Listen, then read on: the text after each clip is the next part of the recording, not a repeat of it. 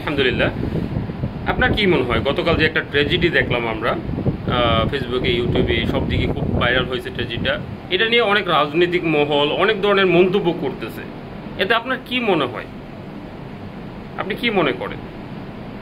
ধন্যবাদ, সুন্দর একটি প্রশ্ন করেছেন।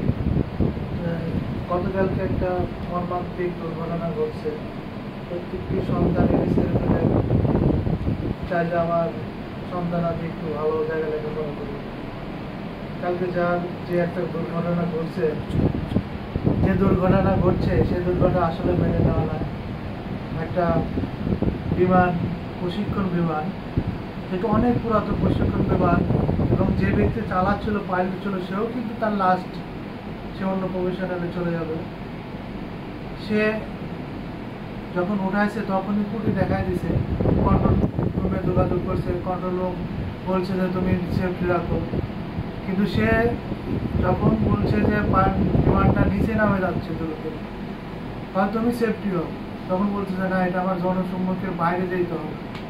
সে বারবার চেষ্টা করছে জনসম্মুখের বাইরে যাওয়ার জন্য, কিন্তু দুঃখ বিষয় একটা স্কুলে যায়, মাইন স্কুলে যায় আঘাত লাগে। অসংখ্য ছেলে মেয়ে সেখানে পদবিক্ষত এবং পরিচয় হয়ে। এটা কিন্তু অনাকাঙ্ক্ষিত দুর্ঘটনা, মাত্রার মতন দুর্ঘটনা। এটাতে কখনোই আমরা মনে করি ব্যক্তিগত আমার যে এখানে কোনো ইচ্ছাকৃত না, অনাকাঙ্ক্ষিত, কেউ কখনো ব্যক্তি ইচ্ছাকৃত কোনো কিছু একটা পিঁপড়া মারতে চায় না। সে একটা অনাকাঙ্ক্ষিত দুর্ঘটনা ঘটে গেছে, সেটাকে অনেক রাজনৈতিক ব্যক্তিবর্গ অনেকভাবে মতামত চেষ্টা করতেছে।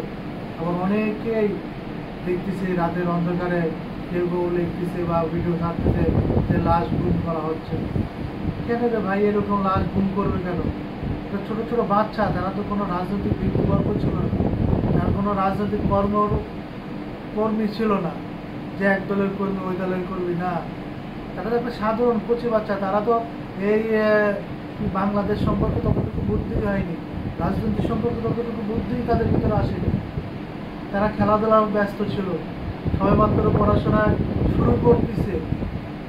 4-5 ছেলেমেয়ে, তাদের ক্লাস ছুটি হওয়ার 10 মিনিট আগে ঘটনা ঘটছে। সেখানে আপনারা রাজনৈতিক ফায়দা অনেকে নেওয়ার চেষ্টা করতেছে, এবং কি দেখা যাচ্ছে যে অনেক উপদেষ্টা সেখানে গিয়েছে, তাদেরকে ভুয়া বলে করে এবং বিভিন্ন ধরনের অকাত্য ভাষা অবলম্বন করে তাদেরকে এই প্রতিপন্ন করতেছে। তাদের দোষটা কি? একটা দুর্ঘটনা ঘটে গেছে, আমরা চাই সবাই সহযোগিতার মনোভাব নিয়ে এগিয়ে আসতে। আমরা কখনোই এই অনাকাঙ্ক্ষিত দুর্ঘটনা কখনোই আমরা চাই না এবং মেনে নিতেও চাই। আল্লাহ তাআলা আমরা এই সকল বাচ্চাদেরকে, আল্লাহ তাআলা যারা নিহত হয়েছে তাদেরকে জান্নাতুল নসিব করুন, এবং যারা আহত হয়েছে তাদেরকে তাদের মায়ের কাছে যেন ফিরে যেতে পারে সহি সালামতে, সেই তৌফিক দান করুন। সবাই ভালো থাকবেন, সুস্থ থাকবেন, এবং এই ধরনের মন্তব্য করা থেকে বিরত থাকাই আমার মনে হয় এই দেশের রাজনীতির ক্ষেত্রে পথ পরিবর্তনের একটা বিষয় দাঁড়াবে। ধন্যবাদ।